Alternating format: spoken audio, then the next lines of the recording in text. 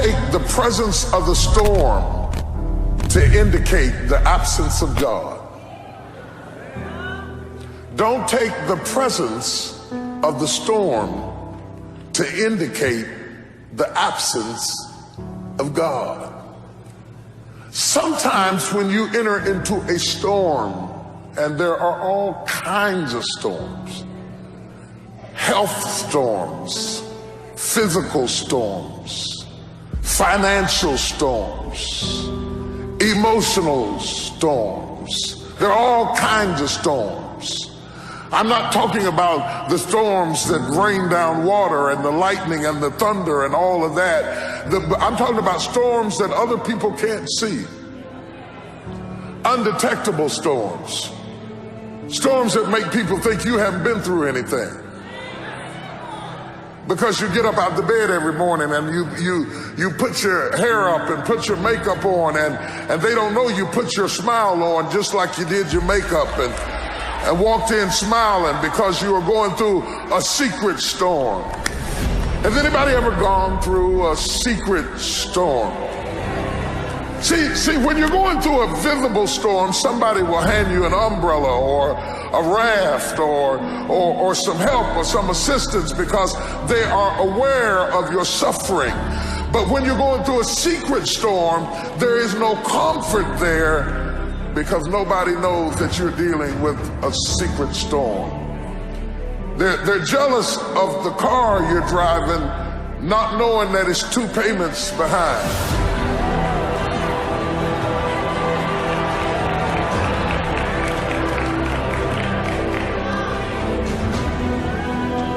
They're envious of the position that you were promoted to, not knowing that now that you're promoted into that position, you can't even rest at night. You can't even sleep at night. You got so much pressure and so much responsibility on you. And all of a sudden you're in a storm and nobody even knows it. And when we get in a storm, we have a tendency to wonder, where is God?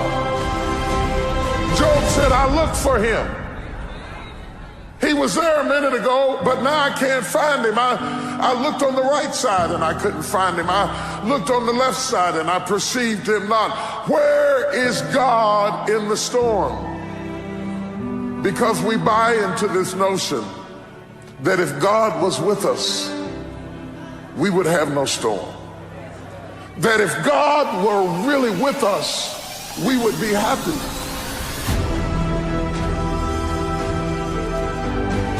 That if God were really with us, everything would go smoothly. That if God were really on our side, we would have no family problems. If God were really with us, our bills would be paid. How could God be with us and us be in foreclosure? How could God be with us and we have cancer? How? Job said, I can't figure it out. How could my kid die and God be with me? How could my house be on fire and God be with me? I looked for him. I looked for him. I didn't see him. I didn't see him. I looked on the right. I didn't see him. I looked behind me. I didn't. You said you had my back. I didn't see him. I looked in front of me. I thought he'd lead the way. I didn't see him. But you cannot see in a storm. That's why he told you to walk by faith and not by sight. You cannot see in a storm. Don't look for God to be sensual in your storm. He will not appeal to your senses. Your senses add to your comfort. God will not make you comfortable in your storm.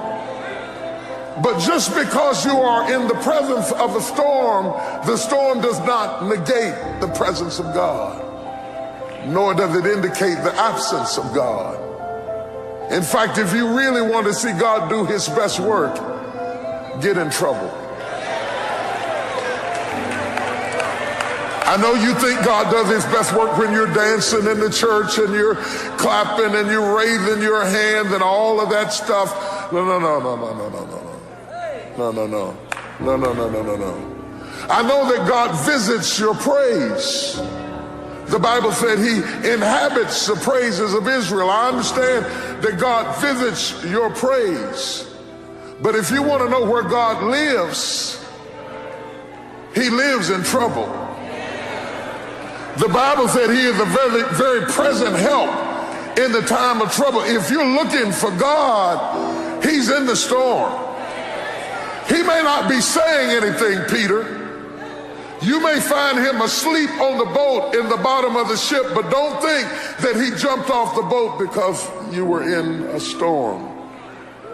He is with you in the storm. He promised to be with you. I'm going to tell you something about the promises of God. Anytime God promises you something, get ready for trouble. I know you haven't heard it taught that way, but I'm going to rock your world this morning. Anytime God promises you something, get ready for trouble. I never promise the obvious.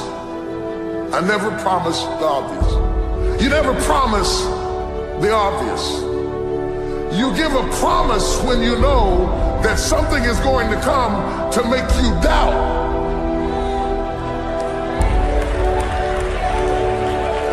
If I write Michael a check, the check is a promise.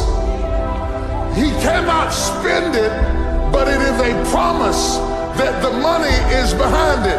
Whenever God promises you something, he says you may not have it in your sensual realm right now, but I promise you. Good God. Did he promise you anything? I heard him myself. I heard him when he said, he promised me, when you pass through the water, I'll be with you. He wouldn't have said that if his presence was apparent, because you never promised the obvious. He said, but when you pass through the water, you got my word on it. I am in there with you. You may not see me. You may not feel me. You may not sense me. But I tell you what, all the while you're stroking in the water, understand you are not stroking by yourself.